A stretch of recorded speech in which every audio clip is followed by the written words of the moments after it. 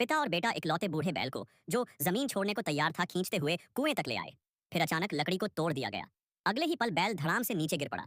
इसके बाद उस आदमी ने यह देखे बिना चैन नहीं लिया कि बैल पूरी तरह से मर गया है। तब तक उसने बंदूक उठाकर एक गोली चला दी।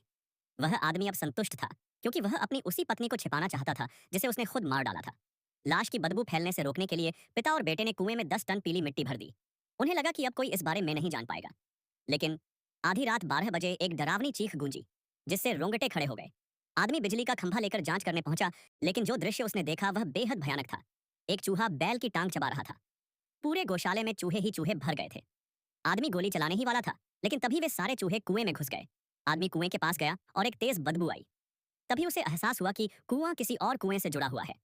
बदबू फैलने से रोकने के लिए अगले दिन उसने जल्दी से कुएं में सीमेंट भर दिया। 3 दिन पहले ही उस आदमी की पत्नी को लाखों की जमीन विरासत में मिली थी। गरीब परिवार एकदम से देश का सबसे अमीर परिवार बन गया।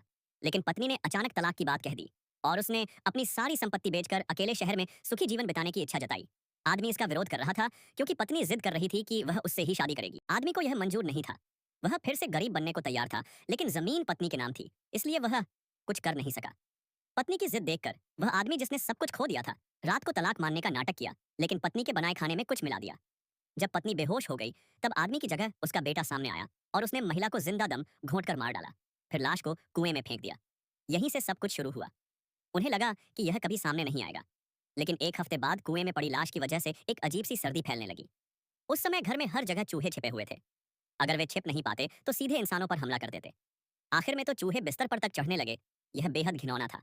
बेटा और बहू यह सब और नहीं सह सके। उन्होंने तय किया कि चूहों को मार देंगे।